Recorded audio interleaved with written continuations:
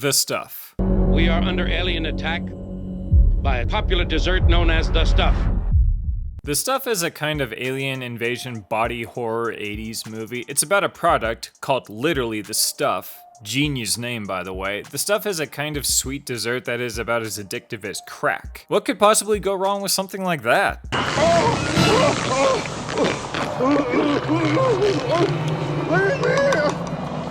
Look at that, that's meant for us! Let's just get spooky with spoilers.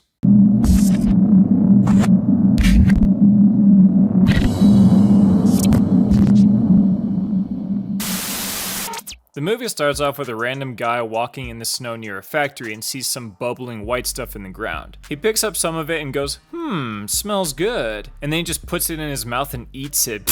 What? I can understand eating snow if it's like freshly fallen stuff, but this is clearly not snow and he still eats it. And this is like a man in his 60s or so. His buddy comes over and he says, "You gotta try this." And his friend just does and he's like, it's sweet.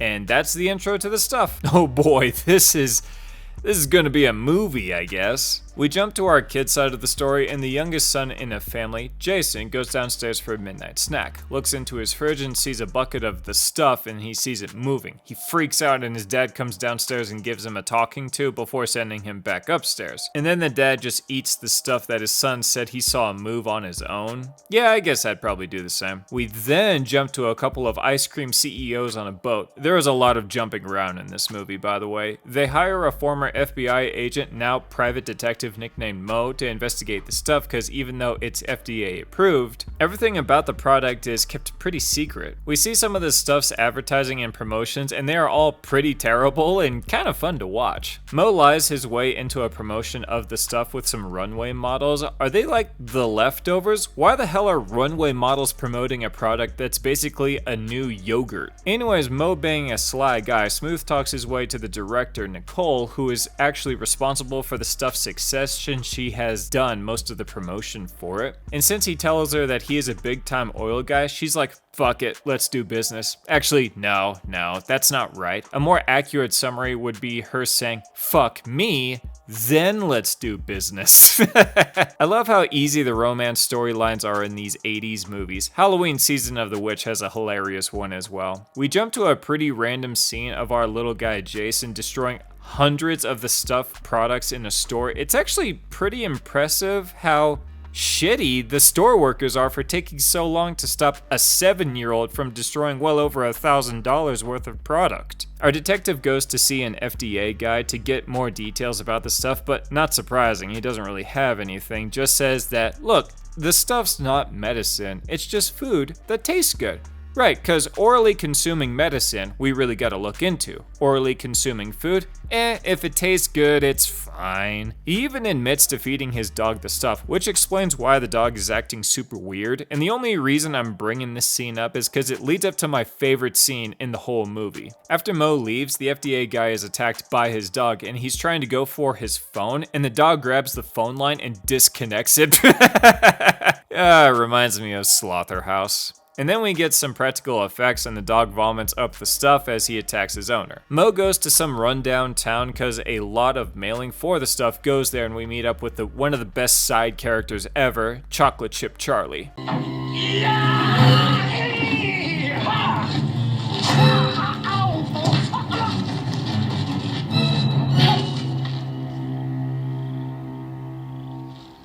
You're Chocolate Chip Charlie! Amazing. So he got kicked out of his company by his relatives because of the stuff, and then they just disappeared. At the post office, they find the mail for the stuff, and it also gets forwarded to Midland, Georgia. So there's another place we gotta go. Mo and Charlie get attacked by some people who are controlled by the stuff, or I don't exactly know how it works. And these people are like hollow people, kind of like the men in suits in Halloween Season of the Witch. Too strong of a blow to someone who is full of the stuff just explodes white, but someone with less of the stuff just crumbles. It's like their skin, meat, and bones are just brittle. Mo sends Charlie to the FBI to tell them everything while he goes to see another big shot of the stuff who then bribes him with $1,000 bills, which haven't been a thing since 1969, and this is an 80s movie. Yes, I actually did look that up. Don't care? Yeah, I'm not surprised. Back at Jason's place, his family has thrown out all of the real food and is now only eating the stuff. He runs away and the family chases after him, and on cue, Mo picks him up in his car in a pretty cheesy scene that made me laugh a bit. Mo, Nicole, and Jason go to Georgia where the factory for the stuff is. They are able to do a little digging and find the hole in the ground where the stuff is coming from. And Mo, being a private detective, has explosives, obviously, and he buries the hole with some dirt while making off with one of their factory trucks. They make their way to a random castle where they are surrounded by a bunch of American freedom fighters. Mo meets with the colonel of the group, Colonel Spears. Oh hey, it's Paulie. And you see anybody fucking around with this shit you're gonna tell me, right? Yeah. That means anybody. All right. Yeah? Yeah.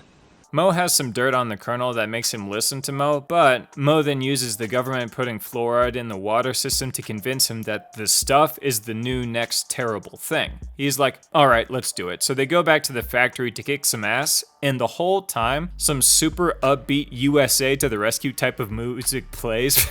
Love it. Most of the workers are dead because the stuff just left their bodies and they bail out, and the stuff basically destroys the place themselves. The colonel says, okay, let's leave this here and go to a radio station to warn the public. What? Oh, come on! Shouldn't you be doing something about it? I mean, you are at the source. I know warning the people is super important, but making sure this stuff can never be used again is also a big fucking deal. Burn it all, salt the earth, do something. So they warn the public, and while at the radio station, Charlie comes back to have a pretty famous practical effects scene.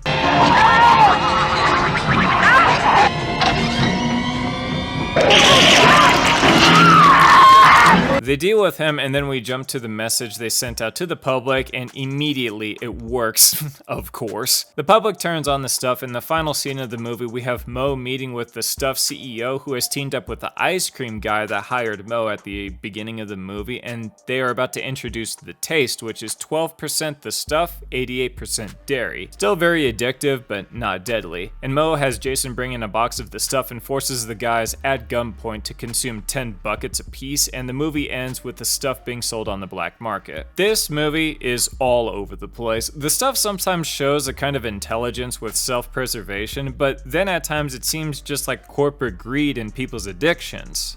So we don't really know how sentient this thing is. Is it alien? Is it a dormant ancient organism that's been around since the dinosaurs? No fucking clue. This movie has some cool practical effects, but also some over-the-top terrible effects. Mo is the dorkiest of guys, but plays someone who is just a total badass, can smooth talk anyone, a very good liar, he can fight pretty well, and he knows everything at the most convenient of times. It's not a terrible movie. It has some pretty fun moments because it is over the top and ridiculous, but it's not quite in the category of so bad it's good, like Basket Case.